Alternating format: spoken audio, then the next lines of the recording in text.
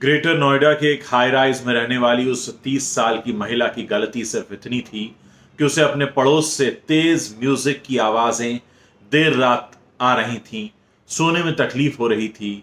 इसलिए उस महिला ने पहले तो कोशिश की कि इग्नोर किया जाए, लेकिन जब नहीं हो पाया तो उसने अपने पड़ोसी से कहा, जो उनके फ्लैट के नीचे रहते थे, कि आप अपने घर में बज रहे म्यूजिक को थोड़ा कम कर लीजिए। लेकिन इसका खामियाजा उसे कुछ अलग ही तरह से भुगतना पड़ा।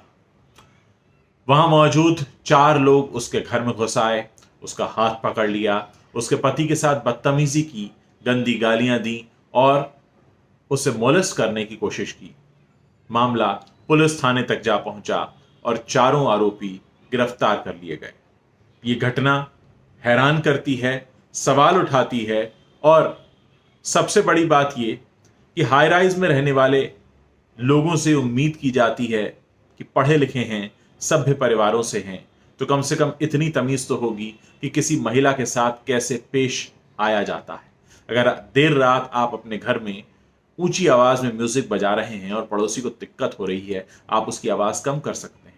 पड़ोसी आपसे ये कहने आती है कि आप इसकी आवाज कम कर लीजिए और आप उसी के घर में घुसकर उसके साथ बदतमीजी करते हैं, उसके पति के साथ बदतमीजी करते हैं, उसका हाथ पकड़ लेते हैं। ये किस तरफ जा रहा है हमारा समाज?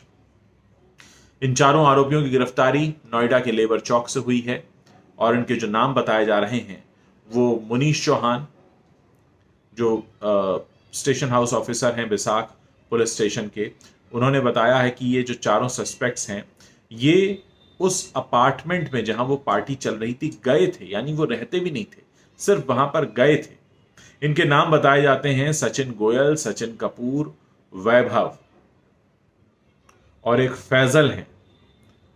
ये 4 लोग हैं।